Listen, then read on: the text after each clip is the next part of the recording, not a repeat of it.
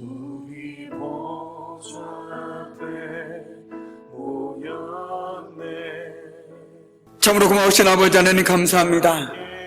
하나님의 가운데 살았던 저희들이 오늘도 우물가의 여인처럼 갈급한 심정으로 주님 앞에 나왔습니다. 오늘도 말씀을 통해서 저희들 만나주시고 깨우쳐주시고 또한 저희들의 삶을 회복시켜 주심으로 말미암아 여전히 우리 삶 가운데 함께하고 계신 하나님, 능력으로 우리를 붙들어 주신 그 하나님만을 경험하며 돌아갈 수 있는 귀한 이 시간 되어줄 수 있도록 하나님께서 역사하여 주시옵소서. 정말 그를 통해서 단 한 걸음도, 단 한 사람도 거저 왔다 거저 돌아가지 않도록 하나님께서 붙들어 주시옵소서. 모든 것 주님께 감사드리며 예수 그리스도의 이름으로 간절히 기도드립니다. 아멘. 우리 다 함께 찬송가 288장 함께 찬송하시겠습니다.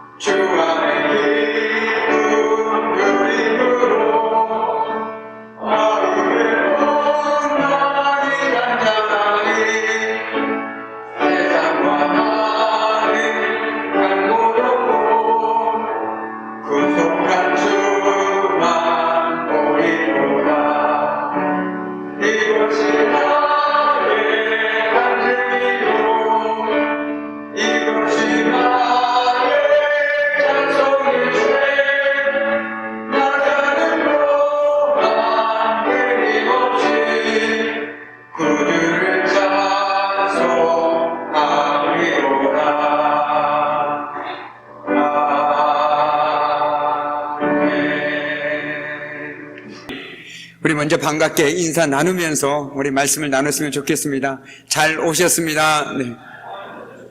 네, 반갑습니다. 네, 반갑습니다. 네, 그래도 이 건강한 모습으로 만나뵐 수 있는 게 얼마나 큰 행복과 감사의 제목인지 모르겠습니다. 오늘도 이렇게 늦은 밤 이렇게 건강하게 만날 수 있음에 참으로 감사한 저녁입니다. 늘 주 안에서 건강하고 믿음 가운데서 하나님의 은혜를 누리고 살아가는 우리 귀한 장동가족 한 분 한 분 되기를 주님의 이름으로 간절히 축복합니다. 아멘. 누구나에게 그렇겠지만 저에게는 특별히 2022년도에 저만의 꿈이 있습니다. 그것은 바로 우리 장동교회가 영적으로 부흥하는 것입니다. 그런데 영적으로 부흥한다라는 것은 단순히 수적 부흥을 얘기하고 있는 것은 아닙니다. 영적 부흥은 무엇보다도 말씀을 간절히 사모하는 데서부터 시작되어진다라는 것이죠. 하나님의 말씀을 우리가 사모하기 시작할 때, 말씀에 대한 간절함이 있고 목마름이 있을 때 진정한 영적 부흥이 시작되어진다라는 것입니다. 우리 안에 말씀의 사모함이 있습니까? 간절함이 있습니까? 정말 나는 말씀이 듣고 싶어서 안달나는 사람이 있습니까? 그렇다면 그 사람은 누가 가지 말라고 하더라도 예배 자리에, 말씀의 자리에 결코 포기하지 않는다라는 것이죠. 그런데 점점 우리가 영적으로 나태해지고 코로나19로 인해서 이 상황들 속에서 우리가 알게 모르게 점점 잠에 빠져들고 있다는 사실을 우리는 깨달아야 된다는 것입니다. 우리도 알게 모르게 어느샌가부터 코로나 때문에 점점 말씀의 자리, 예배의 자리에서 멀어지고 있는 현실이 너무나도 안타깝습니다. 그러나 정말 중요한 것은 하나님의 말씀을 간절히 기대하는 사람들이 하나둘 모여들기 시작할 때 그것이 바로 영적 부흥의 시작이라는 것입니다. 그런 의미에서 제가 올 1년을 시작하면서 내가 영적 불쏘시개 역할을 감당하고 싶다, 디딤돌이 되고 싶다라고 여러분에게 말씀드렸습니다. 그런데 어찌 이것이 저만의 꿈이겠습니까? 오늘 이 저녁에 이 자리에 나와서 함께하는 말씀을 듣고 또한 기도하는 우리 귀한 성도들의 공통적인 또한 기도의 제목이고 꿈이 아닐까 생각되어집니다. 그런 의미에서 오늘도 말씀을 들을 때 혹시 생각나신 분 있다라면 그분을 위해서 품고 기도할 수 있는 저와 여러분이 되었으면 좋겠습니다. 그래서 저에게 무엇보다도 올 1년을 시작하면서 느끼는 게 한 사람의 소중함입니다. 정말 한 분 한 분이 얼마나 귀하고 소중한지 모르겠습니다. 그래서 특별히 더 그분들을 품고 기도하게 되는데요. 특별히 올 한 해 우리 장동 가족들이 다시금 주님의 품으로 돌아오는 그 기쁨과 감격을 저와 여러분이 함께 누릴 수 있기를 간절히 축복합니다. 아멘. 그런데 우리가 왜 세상에 살면서 실패하고 넘어질까요? 참으로 많은 이유가 있을 것입니다.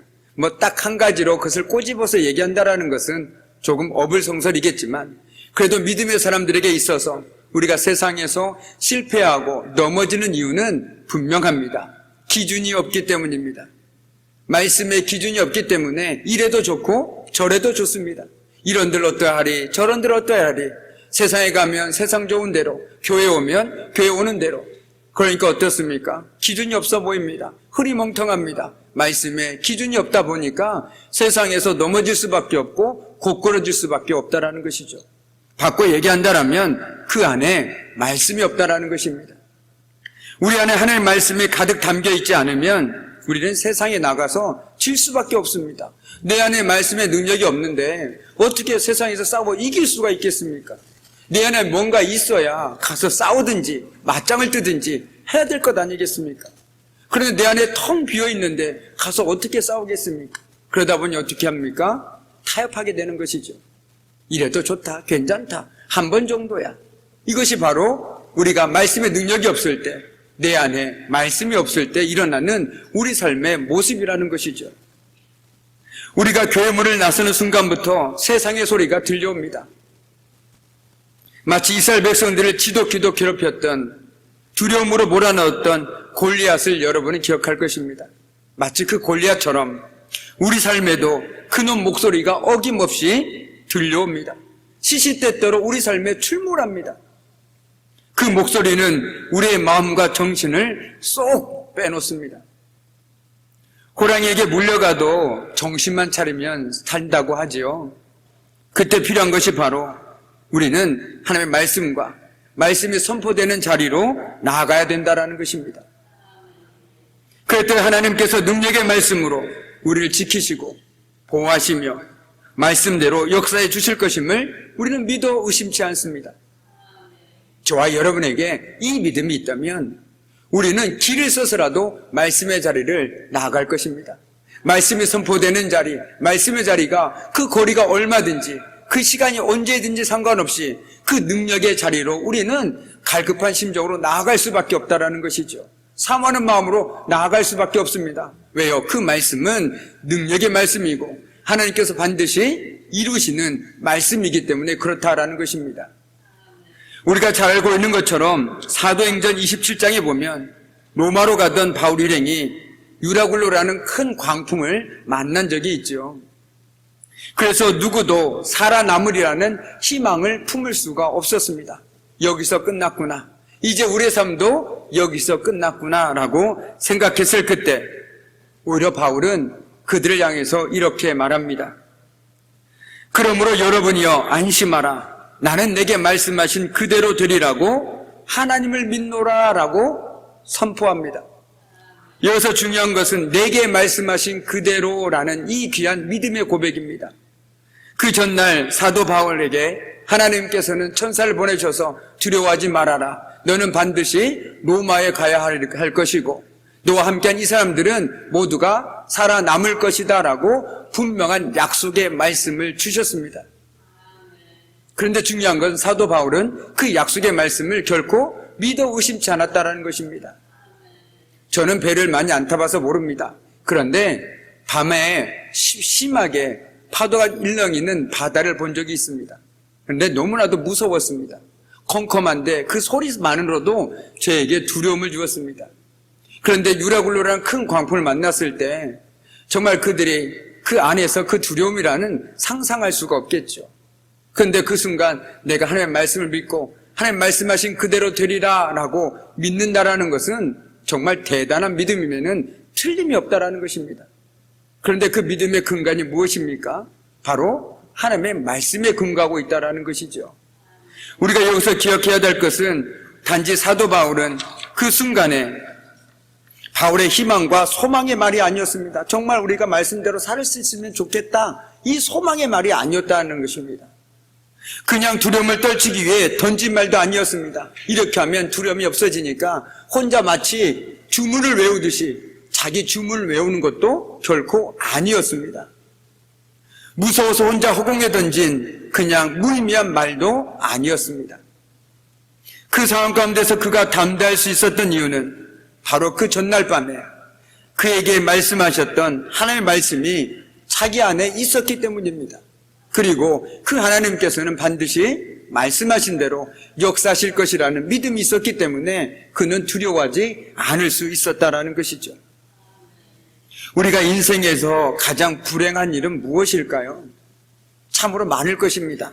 남보다 가지지 못한 것, 남보다 건강하지 못한 것, 여러 가지가 있을 수도 있습니다.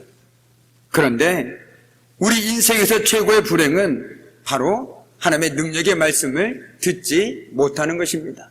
들어도 깨닫지 못하는 것입니다. 우리가 말씀을 들어야 그 말씀을 통해서 하나님의 마음을 알 수 있습니다. 그리고 하나님의 뜻을 알 수 있습니다.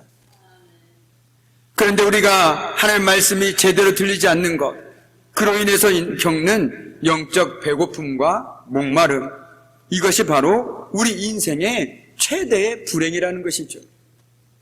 한 번쯤 하나님의 말씀대로 역사하신 것을 경험해 본 분이라면 제가 지금 말씀드리고 있는 이 말씀의 의미가 어떤 것인지 분명하게 기억하실 것입니다. 하나님의 말씀은 우리의 말과는 다릅니다. 하나님의 말씀은 천지를 창조하신 능력의 말씀이요, 우리 삶 가운데 지금도 역사하고 계시는 귀한 말씀이라는 것이죠. 그 말씀은 그저 우리에게 단순한 위로에 그치는 말이 아닙니다.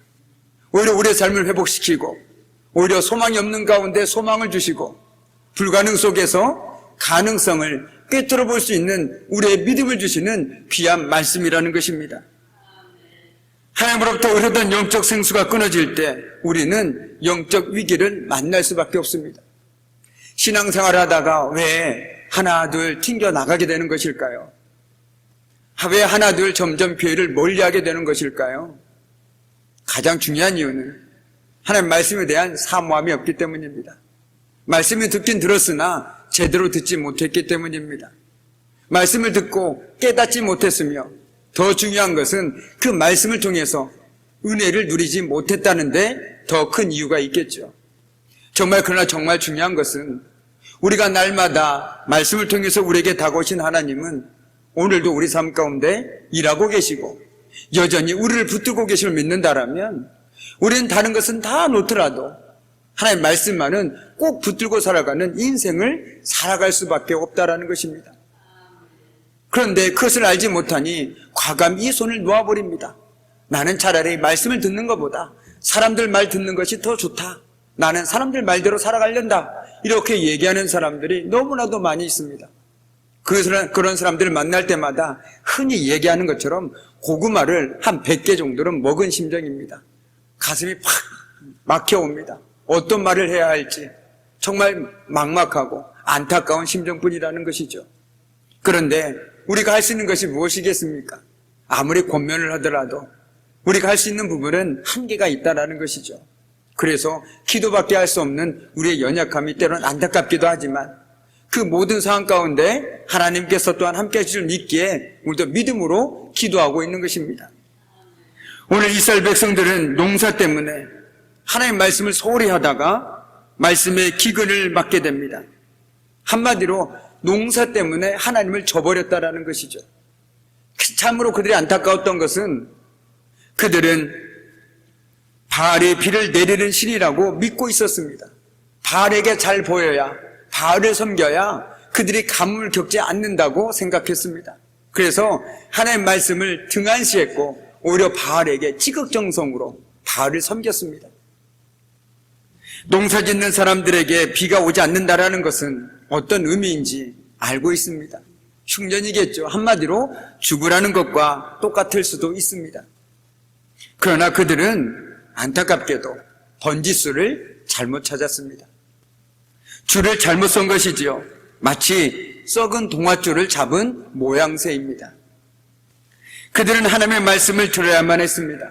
그리고 무엇보다도 더 중요한 것은 40년 동안 광야에서 그들을 먹이시고 입히셨던 그 하나님을 기억해야만 했습니다. 그러나 그들은 그러지 못했습니다. 당장 눈앞에 닥친 그 농사일로 인해서 그 하나님을 잊어버렸고 오히려 바알에게 마음을 빼앗겨버리고 말았다라는 것입니다. 여러분도 한두 번 만나다 보면 신앙생활 하다가 잠깐 쉬고 있는 분들을 만나다 보면 공통적인 특징이 무엇인가요? 하나님보다 지금 내 앞에 놓여있는데 더 마음이 빼앗겨 있다는 것입니다. 지금 내가 상황이 여의치 않으니 그 다음에 다시 교회 나가겠다.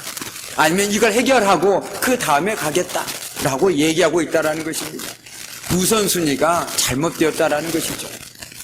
그런데 정말 이런 말씀 들을 때 여러분의 마음은 어떻습니까? 얼마나 안타깝습니까? 그런데 하나님의 말씀이야 얼마나 더 안타깝고 아프겠습니까? 그래서 하나님은 끝내 오늘 이스라엘 백성들에게 심판을 내리게 됩니다. 무서운 한 가지 재앙을 내리게 됩니다. 그것이 바로 오늘 11절 말씀입니다. 우리 11절 말씀을 함께 읽도록 하겠습니다. 주 여호와의 말씀이니라. 내가 이를지니라. 내가 기근을 땅에 보내리니 양식이 없어 주림이 아니며 물이 없어 가람이 아니요 여호와의 말씀을 듣지 못한 기갈이라. 아멘. 언제가 제가 말씀드린 적이 있습니다. 우리 그래도 장동교회는 그런 적이 없지만 제가 섬겼던 속초교회에서는 코로나19로 인해서 근 3달 넘게 예배를 드리지 못할 때가 있었습니다. 그런데 그때 그 마음이 어땠을까요? 아, 편하다. 예배 안 드리니까 편하다. 주일날 늦잠 자도 되고 너무 좋구나. 그랬을까요? 한두 주 정도는 그런 마음이 있었던 것도 사실이었습니다.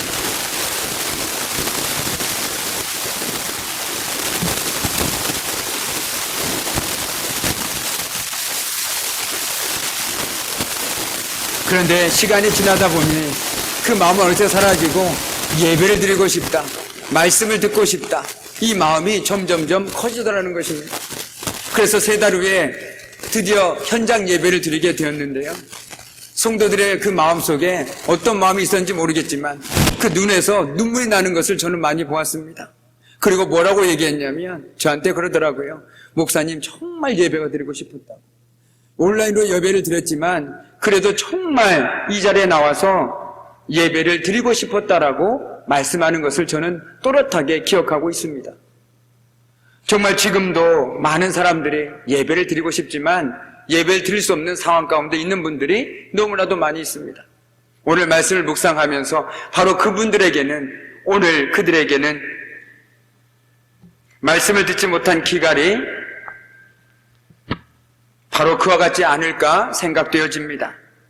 그런데 오늘 하나님이 앞으로 이스라엘 백성들을 굶주리게 할 텐데 그 이유가 빵이 없어서가 아니었습니다.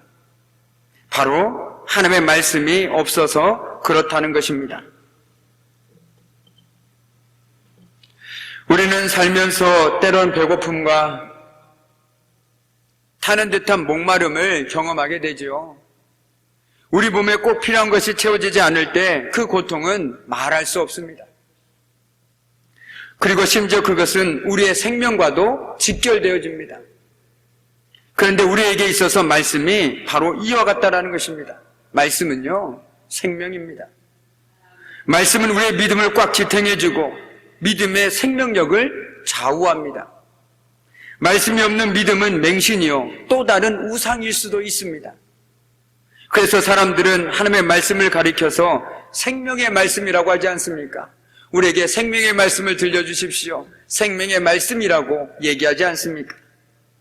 병들어 죽어가는 사람에게 새로운 피를 수혈해주면 다시 살아나게 됩니다. 이처럼 하나님의 백성들에게도 말씀을 들려주면 다시 살아나게 된다라는 것이죠. 우리가 배고프거나 목마르면 밥 먹고 물 마시면 금방 채워집니다. 그러나 우리 영혼의 목마름과 배고픔은 그렇게 쉽게 해결될 수 있는 문제가 아닙니다. 실제 이스라엘 백성들은 오래전에 먹을 것이 없어서 배고픔을 당했던 기억이 그들에겐 선명하게 있습니다. 도저히 생명을 지탱할 길이 없는 그 무서운 광야에서 그들은 살았습니다. 농사도 짓지 않았습니다. 오직 하나님의 말씀과 더불어서 살았습니다. 그때 하늘에서는 만나가 내렸고 반석에서는 생수가 터져 나왔습니다. 하나님께서는 그 백성들이 떡으로만 사는 것이 아니라 하나님의 입으로 나오는 모든 말씀으로 산다는 것을 40년 동안, 무려 40년 동안 경험하게 하셨습니다. 이처럼 말씀과 함께 산다라는 것은 더 이상 세상의 법칙에 따라 살지 않는다는 것을 뜻하고 있습니다. 세상의 법칙에 따른다면 물이 없는 광야에서는 죽는 것이 당연합니다. 그러나 그들은 죽지 않았습니다. 하나님의 능력이 그들과 함께 있기 때문입니다. 능력의 말씀이 그들을 인도했고 그들을 지켰으며 그들을 붙들어 주었기 때문입니다. 우리가 하나님의 말씀과 함께 산다는 것은 하나님께서 우리와 함께 하신다라는 뜻입니다. 또한 우리를 지키고 계시고 우리의 삶을 인도하고 계신다라는 뜻입니다. 그럼에도 그들은 과감히 예언자들에게 예언하지 말라라고 말하였습니다. 한마디로 얘기하면 하나님의 말씀을 우리에게 말하지 마오. 더 이상 하나님의 말씀을 우리에게 들려주지 마십시오라고 예언자들에게 말했다라는 것이죠. 하나님의 말씀을 거부한 것입니다. 그들이 얼마나 교만했는지 우리는 잘 알 수 있습니다. 그들의 하나님의 말씀이 끊어진 이후에 그들이 얼마나 비참하게 살지 미처 그들은 알지 못했습니다. 그런데 그 삶이 오늘 12절과 13절 말씀에 기록되어 있습니다. 우리 12절과 13절 말씀을 함께 읽도록 하겠습니다. 사람이 이 바다에서 저 바다까지 북쪽에서 동쪽까지 비틀거리며 여호와의 말씀을 구하려고 돌아다녀도 얻지 못하리니 그날에 아름다운 처녀와 젊은 남자가 다 갈아여 쓰러지리라. 아멘. 영적으로 배가 고프면 오늘 말씀처럼 사람들이 그제서야 하나님의 말씀을 찾으려고 사방으로 다닙니다. 이 바다에서 저 바다로, 북쪽에서 동쪽으로 찾아다닙니다. 그러나 그들이 하나님의 말씀을 찾으려고 아무리 몸부림쳐도 하나님의 말씀을 겪고 찾지 못할 것이라고 말하고 있습니다.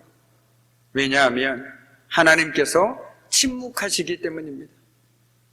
우리가 아무리 말씀을 듣기 위해 몸부림쳐도 그 말씀을 들을 길이 없습니다. 그런데 왜 사람들은 하나님의 말씀을 찾아 사방으로 돌아다니는 것일까요? 언제는 하나님의 말씀을 들려주지 말라고 얘기해놓고 이제서야 하나님의 말씀을 찾아 사방으로 돌아다니는 것일까요? 왜냐하면 사람들은 하나님의 말씀의 능력과 힘을 알았기 때문입니다. 하나님의 말씀만 들으면 어떤 상황에서든지 새 힘을 낼 수 있다는 것은 신앙을 가지지 않는 사람은 절대로 이해할 수 없는 비밀이고 신비이며 비밀입니다.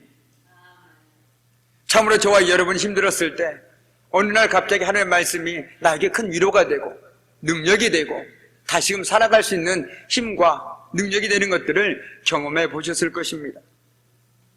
하나님의 백성은 아무리 어려운 상황에 처해 있더라도 말씀만 들으면 다시금 믿음이 생기게 됩니다. 그리고 얼마 있지 않아 실제로도 그 믿음대로, 그 말씀대로 상황이 바뀌는 것들을 경험하게 되어진다라는 것이죠. 이 능력을 알기에 그들은 지금 사방으로 말씀을 찾아 헤매고 있는 것입니다. 또한 말씀이 없어서 세상에서 패한 경험을 가지고 있기 때문입니다. 세상에서 믿음으로 당당하게 살고 싶은데 자꾸만 고꾸러지고 넘어집니다. 내 안에, 우리 안에 말씀이 없기 때문이죠. 우리 안에 하나님의 말씀이 살아있으면 세상의 유혹들을 말씀의 검으로 자르고 죄악들을 도려낼 수 있습니다. 하나님의 백성들에게 가장 중요한 것은 하나님의 말씀이 늘 귀에 들리는 것입니다. 이것은 하나님께서 그들과 함께 하신다는 결정적인 증거입니다. 오늘도 늘 말씀을 가까이 함으로써 임마누엘 하나님과 동행하는 삶을 살아가는 저와 여러분의 삶이 되기를 주님의 이름으로 간절히 축복합니다. 아멘. 이제 말씀을 마무리 짓도록 하겠습니다. 말씀은 무엇입니까? 그저 흔한 위로의 말이 아닙니다. 말씀은 우리에게 생명이요 능력입니다. 내가 그 말씀을 붙들고 살아갈 때 하나님께서는 그 말씀대로 우리 삶 가운데 일하시고 역사하실 줄 믿습니다. 이 믿음만 있다라면, 정말 이 믿음만 있고 이 고백만 있다라면 어떻게 이 자리가 이렇게 빌 수가 있겠습니까? 어떻게 이 자리에 나오지 않고 버틸 수가 있겠습니까? 결코 그럴 수 없다라는 것이죠. 그런데 언젠가부터 한 자리 두 자리 비어가는 것은 그 말씀의 능력을 제대로 알지 못하고 그 말씀의 능력을 제대로 경험하지 못하기 때문입니다. 내 안에 말씀의 능력이 없는데 어떻게 경험하겠습니까? 내가 말씀을 붙들지 않는데 어떻게 말씀대로 살아갈 수 있고 어떻게 말씀의 은혜를 누리며 살아갈 수 있겠습니까? 마음은 원이로되 그렇게 살 수 없다라는 것이죠. 오늘 이 밤 무엇보다도 우리에게 정말 이 말씀은 생명의 말씀이요 우리 삶의 길이요 빛이요 등이 됨을 결코 잊지 않아야 하겠습니다. 저와 여러분의 삶 속에서요 이처럼 말씀이 들리면 믿음이 생기고 치유가 일어납니다. 말씀이 들리면 절망과 두려움이 극복이 되어집니다. 말씀이 들리면 고난 가운데서도 인내하며 이길 힘을 얻습니다. 왜냐하면 내가 말씀을 붙드는 순간 하나님이 나와 함께 하심을 고백하면서 그 하나님을 의지하면서 함께 걸어가는 인생을 살아가기 때문에 그렇다라는 것이죠. 내가 고난 가운데 있을지라도 여전히 하나님께서 함께하고 계심을 믿음으로 고백하기에 다시금 힘을 낼 수 있습니다. 내가 질병과 절망과 두려움 가운데 있을지라도 하나님께서 여전히 나를 붙들고 계심을 믿음으로 고백하기에 우리는 그 가운데서도 믿음으로 그 모든 것들을 인내하며 극복해 나갈 수 있다라는 것입니다. 왜냐하면 내가 하나님의 말씀을 붙들고 살아간다라는 것은 바꿔 얘기하면 내가 하나님과 동행하는 삶을 살아간다라고 표현할 수 있기 때문입니다. 그러나 사람들은 의외로 말씀의 기가를 두려워하지 않습니다. 말씀이 없어도 그렇게 별로 상관하지 않습니다. 말씀이 들리지 않아도 아무런 위기의식조차 느끼지 않습니다. 왜냐하면 모든 것이 그저 잘 흘러가는 것처럼 보이기 때문입니다. 내가 예배를 드리지 않아도 내가 말씀을 가까이지 않아도 내 삶에 어려움이 없이 그저 평탄하게 순탄하게 이루어지는 것처럼 보이기 때문에 믿어도 그만 안 믿어도 그만이라는 생각까지 하게 된다라는 것이죠. 그러나 위기 상황을 만나면 그제서야 자신들의 의지했던 것들이 얼마나 허망한지를 뼈저리게 깨닫게 됩니다. 우리의 모든 삶, 우리의 모든 소망, 그리고 우리의 현재와 미래, 영혼까지 이어지는 모든 것은 오직 하나님의 말씀에 달려있다는 것을 오늘 이 밤 저와 여러분이 깨닫기를 간절히 소망합니다. 그럼으로써 늘 말씀을 가까이 하고 말씀을 청종하며 그 말씀에 순종하는 삶을 통해서 오히려 정말 능력의 하나님의 말씀, 회복케 하시는 하나님의 말씀의 은혜를 누리며 살아가는 저와 여러분의 복된 삶 되기를 주님의 이름으로 간절히 축복합니다. 아멘. 기도하겠습니다. 참으로 고마우신 아버지 하나님, 오늘도 하나님의 귀한 말씀을 들려주심에 감사합니다. 우리가 세상 속에서 믿음대로 살아가고자 하지만 우리가 믿음대로 살아가면서도 여전히 낙심하고 넘어지고 고꾸라지는 이유는 우리 안에 말씀이 없기 때문입니다. 우리가 말씀의 능력을 붙들기보다는 세상의 약속을 붙들고 살아가기 때문입니다. 주여, 오늘 이 시간 저희들 깨닫게 해주셨사오니 하나님의 말씀을 붙들고 살아가는 저희들의 삶이 되게 해주시고 그 삶을 통해서 날마다 우리의 영을 솟게 해주시고 우리 삶 가운데 함께 하신 하나님을 붙들고 살아가는 저희들의 복된 삶 될 수 있도록 주님 도와주시옵소서. 감사드리며 예수 그리스도 이름으로 간절히 기도드립니다. 아멘. 우리 다 함께 찬송가 368장 찬송가 368장 함께 찬송하겠습니다.